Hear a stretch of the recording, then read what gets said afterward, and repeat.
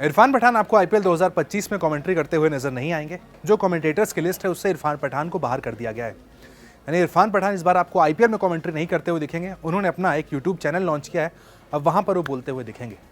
जब इरफान पठान का नाम कमेंटेटर्स की लिस्ट में नहीं आया तो सवाल सबके मन में था कि भाई आखिर ऐसा क्या हो गया कि इरफान पठान को अचानक जो कि उनके स्टार कमेंटेटर हुआ करते थे उनको कमेंट्री पैनल से निकाल दिया गया है।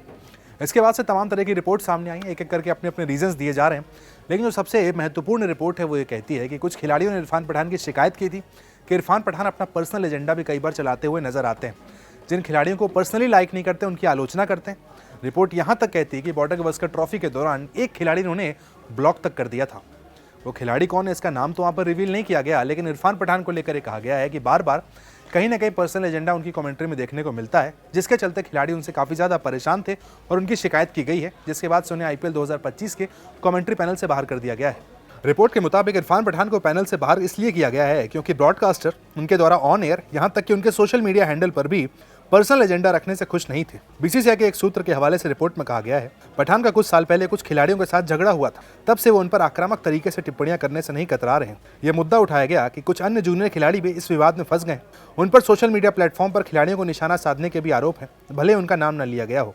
रिपोर्ट आने के ठीक कुछ देर बाद इरफान पठान सामने आते हैं, सोशल मीडिया पर अनाउंस करते हैं कि अब वो यूट्यूब पर मिलेंगे। यूट्यूब पर वो लगातार वहाँ पर अपनी बात रखते जाएंगे, बिल्कुल खरी खरी बात करेंगे। याद कीजिए बॉर्डर गवस्कर ट्रॉफी जब खेली जा रही थी तो इरफान पठान वहाँ पर सुनील गावस्कर के साथ खड़े थे। काफ़ी तीखी, काफ़ी कड़ी आलोचना वहाँ पर उन्होंने की थी रोहित शर्मा, विराट कोहली दोनों की। इरफान पठान ने साफ वहाँ पर कहा था कि आप रणजी ट्रॉफी नहीं खेलते हैं, आपको 12 साल से ज़्यादा हो चुके हैं रणजी ट्रॉफी खेले हुए, आप स्टार स्टेटस को एंजॉय करते हैं, जिसके चलते आपका ये हाल हुआ है कि आप ऑस्ट्रेलिया में हारे हैं। काफ़ी तीखी, काफ़ी कड़ी प्रतिक्रिया वहाँ पर दी गई थी। उसका रिजल्ट एक तरीके से अब देखने को मिला है। वो खिलाड़ी कौन थे जिन्होंने शिकायत की, वो खिलाड़ी कौन है जिन्होंने इरफान पठान को ब्लॉक किया, नाम अब तक सामने नहीं आया, लेकिन काफ़ी हद तक लोग अज्यूम कर पा रहे हैं। पिछले आईपीएल में जिस तरीके से एक खिलाड़ी को लेकर बार बार इरफान पठान के, अगर आप इंस्टा पर जाएंगे, रील्स पर जाकर देख सकते हैं, बार बार एक पर्टिकुलर टीम को टारगेट वो कर रहे थे। इस बात से कोई दो राय नहीं, इस बात में कोई शंका नहीं है। उनके इंस्टा पर अभी भी वो वीडियोस पड़े हुए हैं, लेकिन हाँ, किस पर्टिकुलर खिलाड़ी की बात कर रहे हैं इस पर कोई क्लैरिटी नहीं है। ज़बरदस्ती की कोई नाम वहाँ पर लेना सही नज़र नहीं आता है, अपने मन से अज्यूम करके, जब तक कि कोई रिपोर्ट इस पर सामने नहीं आती कि इस पर्टिकुलर खिलाड़ी ने इरफान पठान की शिकायत की है। बहरहाल बात तो अब चलिए हो गई है, आईपीएल 2025 की शुरुआत हो गई है। इरफान पठान कमेंट्री में नहीं, अब यूट्यूब में आपको नजर आने वाले हैं, वहाँ पर उनकी अपनी ओपिनियन होगी, उनकी अपनी राय होगी।